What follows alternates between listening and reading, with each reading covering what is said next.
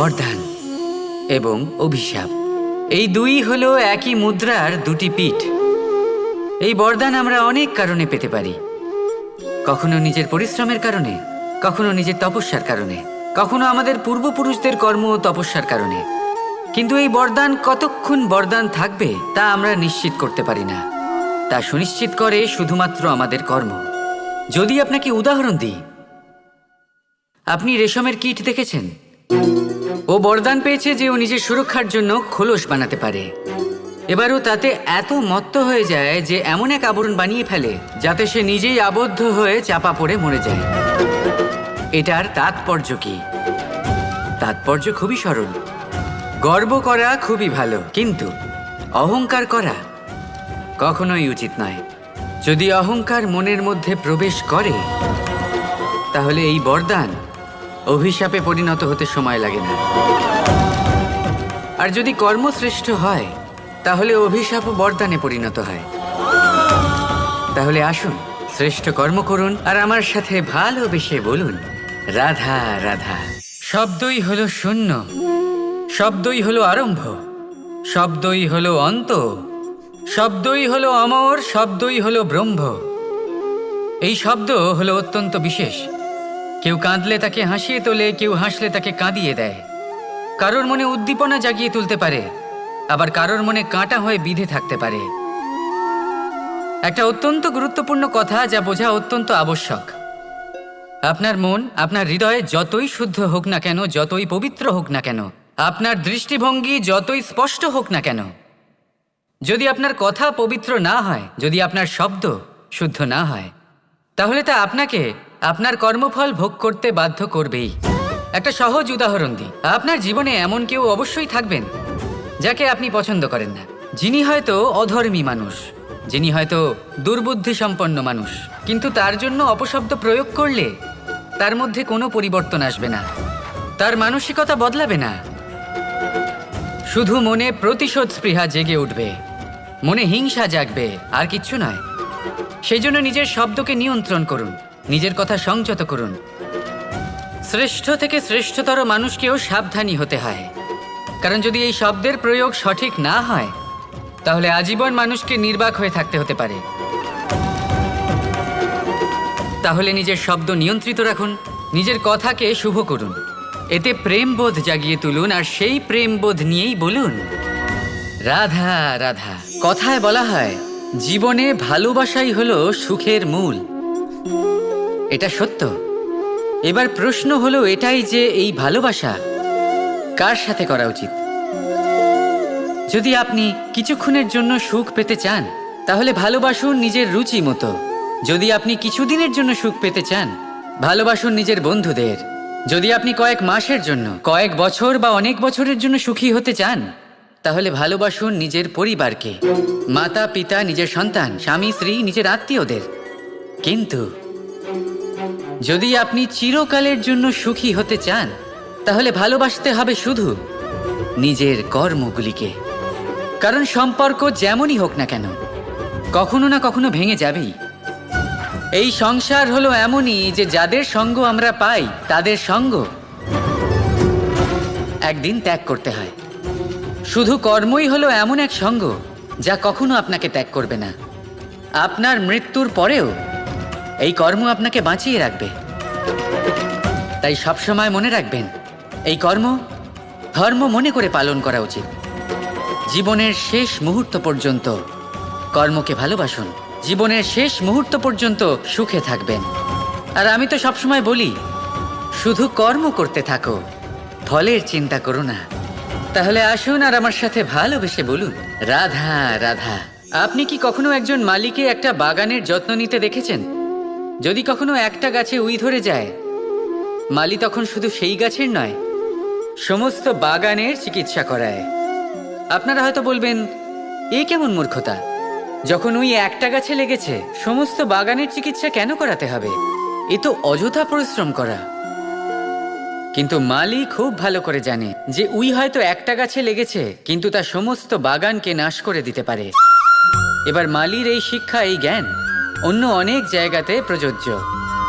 এই সংসারে আমরা শুধুমাত্র নিজের পরিবারের কথাই চিন্তা করি, তাদের যত্ন নিই, চেষ্টা করি যেন তারা ভালো থাকেন, সুখে থাকেন। আর সেই সময় এই সমাজের কিছু বিরোধী মনোভাব এই সমাজকে গ্রাস করে ফেলে, এই সমাজকে নষ্ট করে ফেলে, কিন্তু আমাদের নজর শুধু আমাদের পরিবারে থাকে। সেই জন্য যখন কথা ওঠে রাষ্ট্রের, দেশের, তখন তার জন্য সিদ্ধান্ত নিতে হবে, তখন তার জন্য ত্যাগ করতে হবে। আর মনে রাখবেন, যে সমস্যায় আসুক তার সমাধান পূর্ণরূপে বাঞ্ছনীয়। এই সংসারে প্রত্যেক ব্যক্তি যদি নিজের পরিবারেরও খেয়াল রাখেন এবং সমাজেরও খেয়াল রাখেন এবং সঠিকভাবে এই দেশেরও খেয়াল রাখেন, তবেই এই দেশ সম্পন্ন হতে পারবে। তাহলে আপনিও সেই প্রয়াস করুন আর আমার সাথে ভালোবেসে বলুন, রাধা রাধা। সুখ, দুঃখ, মৃত্যু, মহামারী, এগুলো কখনো বলে আসে না, আবার জিজ্ঞাসা করেও আসে না। এমনই হয় দ্রুত ক্রীড়ার এই খেলায়, এক কারাগারের মতো, একটা মাকড়সার জালের মতো। যেমন একটা মাকড়সার জাল একটা পোকাকে নিজের দিকে আসতে আকর্ষিত করে নিজের চমকের দ্বারা, নিজের গঠন দ্বারা, সেরকমই দ্রুত ক্রীড়ার এই খেলা মানুষকে নিজের দিকে আসতে প্ররোচিত করে। শেষে গিয়ে মানুষ আটকা পড়ে। পার্থক্য শুধু এটাই, যখন এক পোকা এই জালে জড়িয়ে পড়ে তখন সে তার প্রাণ হারায়। মানুষ যখন এই দ্রুত ক্রীড়ায় আকর্ষিত হয়, সে নিজের মান, নিজের ধন, সব কিছু হারায়, নিজের বিবেক হারিয়ে ফেলে। কিন্তু আপনি আপনার বিবেক কখনোই হারাবেন না। যদি আপনার মনে লোভ চলে আসে, আপনি লোভী হয়ে ওঠেন, যদি আপনি দ্রুত ক্রীড়ার এই খেলায় আটকা পড়েন, তাহলে মনে রাখবেন, এই খেলা থেকে ফিরে আসা প্রায় অসম্ভবই বলা যায়। নিজের বিবেক কখনো হারাতে দেবেন না, কারণ বিনাশ আসার প্রথম লক্ষণ হলো বিবেকের বোধ চলে যাওয়া। এই প্ররোচনায় কখনো পা দেবেন না। আর আমার সাথে ভালোবেসে বলুন, রাধা রাধা। বল, শক্তি, পরাক্রম এই সংসারের বিকাশের মূল। কিন্তু কখনো ভেবেছেন যে প্রকৃতি আমাদের এই বল, শক্তি, পরাক্রম কেন দিয়েছেন? যাতে আমরা জীবনে কারোর উদ্ধার করতে পারি, কাউকে সাহায্য করতে পারি, কারোর জন্য ভালো কিছু করতে পারি, কোনো গরিব অসহায় মানুষের জন্য কিছু করতে পারি, এই বল, এই শক্তির সদ্ব্যবহার করতে পারি। কখনো দেখেছেন এমন মানুষ যার কাছে অসীম শক্তি আছে, কিন্তু তার সাথেই অসম্ভব অহংকারও রয়েছে, যিনি নিজেকে সর্বশ্রেষ্ঠ বলে মনে করেন, খারাপ কাজও করেন। আপনি দেখবেন প্রকৃতি এবং মানুষ তাকে ভাঙতে সর্বদা চেষ্টা করেন। মনে রাখবেন, যতই সুবিশাল পর্বত হোক না কেন, তা যদি পথে পড়ে, তাকে ভেঙে পথ প্রশস্ত করা হয়। যদি আপনার কাছে বল থাকে, শক্তি থাকে, পরাক্রম থাকে, তাহলে তার সদ্ব্যবহার করুন, কাউকে সাহায্য করুন, কাউকে রক্ষা করুন। যদি আপনি আপনার শক্তির দুর্ব্যবহার করেন, তাহলে মনে রাখবেন, আপনি নিজের বিনাশ নিজেই আমন্ত্রণ করছেন। এবার বল অর্জন করার পরে, শক্তি অর্জন করার পরে, আপনি নিজেকে বিনাশ করতে চান নাকি এই সংসারের উদ্ধার করতে চান? সিদ্ধান্ত আপনার। রাধা রাধা। অনেক ব্যক্তির মনে একটা প্রশ্ন জাগে আমাকে আর রাধাকে নিয়ে। বলেন যে, না আমি আর রাধা একসাথে থাকি, না আমাদের বিয়ে হয়েছে, আমি এখানে দ্বারকাতে, ও ওখানে বর্ষণাতে, তাও এত ভালোবাসা কি করে? এ কেমন সম্পর্ক? আমি তাদের একটা সহজ কথা বলতে চাই। আপনি কখনো আয়নার দিকে দেখেছেন? নিজের দুই চোখের দিকে তাকিয়ে জিজ্ঞাসা করুন, এই দুই চোখ একসাথে কেন বন্ধ হয়, একসাথে কেন খোলে, একসাথে কেন ঘুমোয়, একসাথে কেন কাঁদে? আজীবন কোনো এক মানুষের সাথে সম্পর্ক রাখা অবশ্যই সম্ভব, তাদের সাথে দেখা না করে।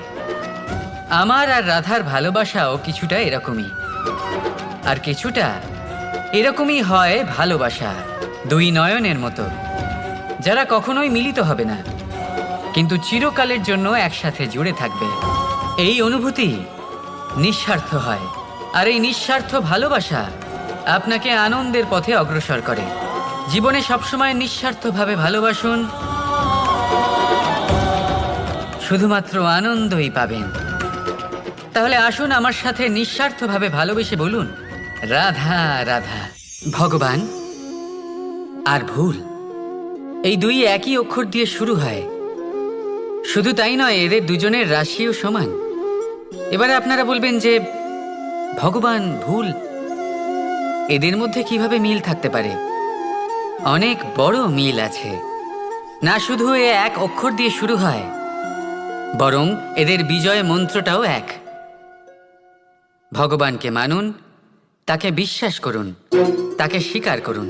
এটা করলে মনের দৃষ্টি থেকে ভগবানকে দেখা যায়, আর উনি আপনাকে সমৃদ্ধ করে তোলেন। ভুলের সাথেও এটাই ঘটে। নিজের ভুল স্বয়ং মেনে নিলে, স্বীকার করে নিলে সব কিছুই স্পষ্টভাবে দেখতে পাবেন। যেদিন থেকে আপনি নিজের ভুল মেনে নিতে শিখবেন, সেদিন থেকে সেই ভুল শোধরানোর প্রক্রিয়াও শুরু হয়ে যাবে। আপনি বুঝে যাবেন নিজের ভুল কিভাবে শোধরাতে হয়। তাই মনে রাখবেন, নিজেকে শ্রেষ্ঠ করে তোলার জন্য নিজের ভুল স্বীকার করা অত্যন্ত প্রয়োজনীয়। এই জীবনে শান্তি আনার জন্য ঈশ্বরকে মেনে নেওয়াও অত্যন্ত প্রয়োজনীয়। সবসময় নিজের গুণ এবং নিজের দোষ মনে রাখবেন। আজীবন সুখী থাকবেন। রাধা রাধা।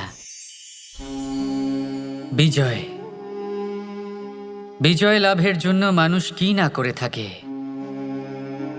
যে কোনো সম্ভাব্য প্রচেষ্টা করে। কিন্তু নিজের বিজয় লাভের জন্য বাজিতে যা ইচ্ছে তাই রেখে দেওয়া কি উচিত কাজ? কখনোই নয়। নিজের হারানো সম্মান, নিজের হারানো সম্পত্তি, নিজের হারানো অধিকার ফিরে পাওয়ার শুধু একটাই পথ রয়েছে, আর তা হলো পুরুষার্থ, দ্রুতক্রিয়া নয়। যে মানুষ নিজেই হেরে গেছে, নিজেই নিজের জয়লাভ করার জন্য অন্য কাউকে কিভাবে বাজিতে রাখতে পারে? এ হলো সম্পূর্ণরূপে অনুচিত। অনেক সময় অনেক ধন লাভ করার জন্য, অনেক সম্পত্তি লাভ করার জন্য আমরা নিজের আসল ধন, আমাদের আপনজন, তাদেরকে হারিয়ে ফেলতেও প্রস্তুত হয়ে যাই। এটা একেবারেই উচিত নয়। যত বড়ই সংকট আসুক না কেন, আমাদের আপনজনদের আমাদের সাথেই রাখা উচিত। নিজের বিজয়ের জন্য ওনাদের বাজি রাখা ঠিক নয়। এই ভুল কেউ একজন করেছেন, আপনি তা ভুলেও করবেন না।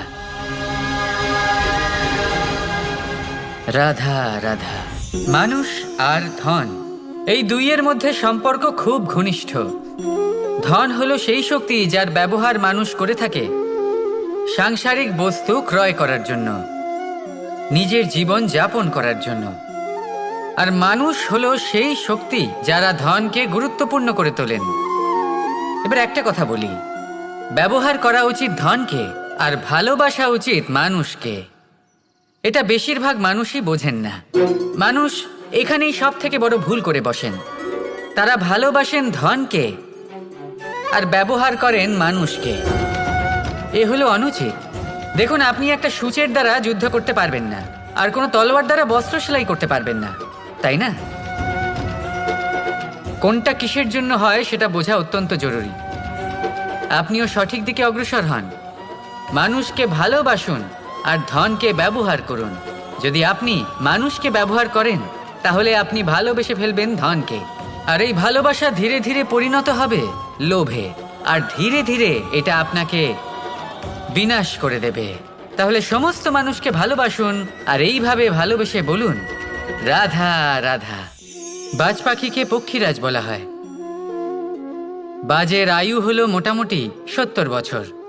এবার 40 বছর হতে হতেই ওদের পালক লম্বা এবং ভঙ্গুর হয়ে যেতে থাকে, ঠোঁট বেঁকে যায়, ডানা ভারী হয়ে যায়, অর্থাৎ আগের মতো উড়তে পারে না, সেই শক্তি থাকে না। এবার সেই বাজ কি করবে? বাজ সব থেকে কঠিন নির্বাচন করে, নির্বাচন নিজের পুনর্স্থাপনার। সর্বপ্রথম একটা বিশাল পর্বতে যায়, একান্তে নিজের এক বাসস্থান তৈরি করে, আর তারপরে পাথরের সাথে নিজের ঠোঁট বারবার আঘাত করতে করতে সেই ঠোঁট ভেঙে ফেলে। তারপরে সে অপেক্ষা করে সেই ঠোঁট পুনর্নির্মাণ হওয়ার। তারপর সেটাই করে নিজের পালকের সাথে। তারপরে নিজের ডানা থেকে এক এক করে ভারী পালকগুলো ছিঁড়ে ফেলে দেয়। আর তারপর 150 দিনের এই যন্ত্রণা সহ্য করার পরে ও ফিরে পায় নিজের ওড়বার অনন্য ক্ষমতা, সেই শক্তি। আর তারপরে ও জীবনের পরবর্তী 30 বছর বাঁচে। কি বুঝলেন আপনি? যদি ইচ্ছে শক্তি থাকে তাহলে একজন দুর্বলও শক্তিশালী হতে পারে। আপনিও এটাই করুন। নিজের অতীতের যন্ত্রণার বোঝাগুলিকে ত্যাগ করুন আর কল্পনার খোলা আকাশে উন্মুক্ত হয়ে উড়ে বেড়ান।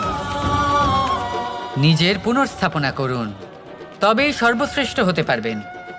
আর মনে রাখবেন, এই ছোট ছোট পদক্ষেপই বড় বড় শিখরে পৌঁছে দিতে পারে। তাহলে আসুন আর আমার সাথে ভালোবেসে বলুন, রাধা রাধা। আমরা সব সময় চাই যে এই সংসার আমাদের জ্ঞানী বলবে, বুদ্ধিমান বলবে, বুঝদার বলবে, কিন্তু মূর্খ মূর্খ যেন কেউ না বলে। মূর্খ শব্দটা আমরা কেউ শুনতে চাই না, দূরে পালাতে থাকি। কিন্তু একটা সত্যি সবার কাছে অজানা, যে মূর্খ হওয়া হলো বুদ্ধিমান হওয়ার দিকে সর্বপ্রথম পদক্ষেপ। আপনি যত খুশি দিগ্গজ জ্ঞানী মানুষদের সাথে আলাপ করুন, যত ইচ্ছে কথা বলুন, যতই জ্ঞানের কথা আলোচনা করুন, অভিজ্ঞতা মূর্খ হবার পরেই পাওয়া যায়, তাই নয় কি? মূর্খ হবার পরে আপনি এটা বুঝতে পারবেন যে কি করা উচিত নয়। জ্ঞানী ব্যক্তি আপনাকে এটা বলবেন যে কি করা উচিত। আর এই সংসারে কি করা উচিত তার থেকেও অনেক বড় জ্ঞান হলো কি করা উচিত নয়। সেই জন্য সব সময় মনে রাখবেন, আপনার করা কিছু ভুল, আপনাকে যদি কেউ মূর্খ বানিয়ে থাকে, ছল চাতুরি করে থাকে, তাহলে কোনো ব্যাপার নয়। এটা শেষ পর্যন্ত আপনাকে আরো বুদ্ধিমান করে তুলবে। এই মুহূর্তে ধন্যাত্মক থাকুন। এই সংসার আপনাকে অবশ্যই জ্ঞানী বলবে। রাধা রাধা। সাফল্য কে না চান? সাফল্য লাভ করার, শিখরে পৌঁছানোর আলাদাই একটা আনন্দ রয়েছে। আর আপনজনদেরও কে না চান? প্রত্যেক মানুষ চান যেন জীবনে তার কোনো আপনজন থাকে, যারা সবসময় তাদের সাথে থাকবে। কারণ আপনজনের সাথেই তো সাফল্যের আনন্দ সব থেকে বেশি পাওয়া যায়। কিন্তু আসলে কি হয়, অনেক সময় সাফল্যের খোঁজে সেই পথে চলতে চলতে আমরা আপনদের থেকে দূরে চলে যাই।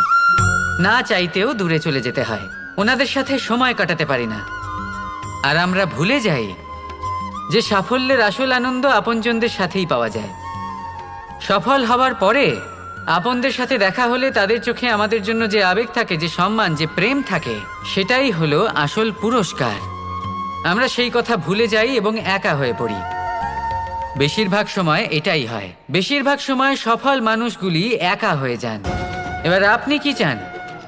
আপনি অসফল হয়ে দিনগুলি একাকিত্বে কাটাতে চান, নাকি সফল হয়ে আপনজনদের সাথে আনন্দে থাকতে চান? সেই সিদ্ধান্ত আপনার।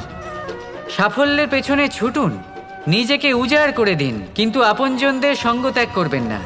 সেই আপনজন যারা আপনার সাফল্যের জন্য দায়ী, সেই আপনজন যিনি আপনার সাফল্যে আনন্দ পান, সুখ লাভ করেন, তাদের কখনো ত্যাগ করবেন না। আসুন আমার সাথে ভালোবেসে বলুন, রাধা রাধা। আপনি কি কখনো জলকে নিজের মুঠোতে ধরে রাখার চেষ্টা করেছেন? চলুন আজ করা যাক।